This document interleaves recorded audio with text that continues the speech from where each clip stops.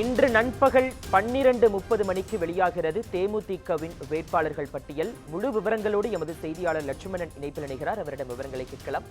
லட்சுமணன், தேமுதிகவினுடைய வேட்பாளர்கள் பட்டியல் இன்று நண்பகல் வெளியாகவிருக்கிறது. இது தொடர்பான விவரங்களை சொல்லலாம். வணக்கம் சூர்யா. இன்று தேமுதிகவின் வேட்பாளர் பட்டியல் வெளியிட உள்ளதாக தேமுதிக தலைமை கழகம் தற்போது தெரிவிக்கப்பட்டிருக்கிறது.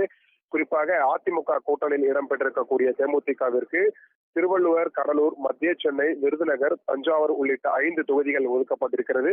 அந்த 5 தொகுதிகளுக்கு 19 மற்றும் 20ஆம் தேதி 2 நாட்கள் தேமுதிக தலைமை அலுவலகத்தில் விருப்ப மனு விநியோகிக்கப்பட்டது. அந்த 2 நாட்களில் மொத்தம் 60க்கும் மேற்பட்ட விருப்ப மனுக்கள் பரிசீலிக்கப்பட்டு தொடர்ந்து அவர்களுக்கு நேர்காணலானது நேற்று நடைபெற்றது. குறிப்பாக கட்சியின் பொதுச் செயலாளர் பிரேமலதா விஜயகாந்த் மற்றும் தேர்தல் குழுவினர் அடிப்படையில் அவர்கள் தலைமையில் நேற்று நேர்காணல் நடைபெற்றது. அதன் தொடர்ச்சியாக நேர்காணல் நடைபெற்றது.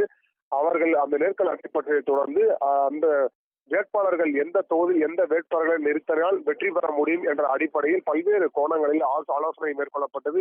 அதன் தொடர்ச்சியாக இன்று 12:30 மணி அளவுக்கு மேல் வேட்பாளர், அதாவது இந்த 5 தொகுதிகளில் வேட்பாளர் பட்டியல் வெளியிட உள்ளதாக தற்போது தகவல் தெரிவிக்கப்பட்டிருக்கிறது. குறிப்பாக ஒரு உத்தேசிய பட்டியலும் நமக்கு கிடைத்திருக்கிறது. குறிப்பாக விருதுநகர் விஜய பிரபாகரனும், மத்திய சென்னை தொகுதிக்கு நல்லதம்பி மற்றும் பார்த்தசாரதி, மோகன்ராஜ், இந்த 3 நபர்களில் ஒரு நபர்கள் வருவார்கள் என்பதும் குறிப்பிடத்தக்கது.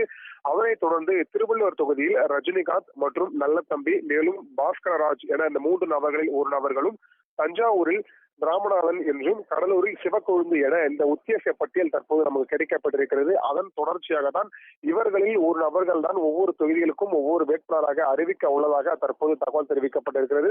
குறிப்பாக இந்த 5 தொகுதியின் வேட்பாளர்கள் பட்டியல் 12:30 மணிக்கு மேல் தேமுதிகவின் தலைமை கழகமே அறிவிக்க உள்ளதாக தற்போது தகவல் தெரிவிக்கப்பட்டிருக்கிறது.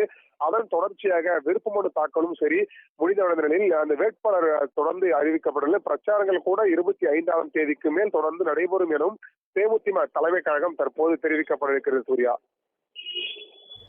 அதிமுக கூட்டணியில் உள்ள தேமுதிகவிற்கு 5 தொகுதிகள் ஒதுக்கப்பட்டிருந்த நிலையில் அந்த தொகுதியில் போட்டியிடக்கூடிய வேட்பாளர்கள் யார் என்பது இன்று பகல் 12:30 மணிக்கு தெரிய வரும். இது தொடர்பான விவரங்களை வழங்கியதற்காக நன்றி லட்சுமணன்.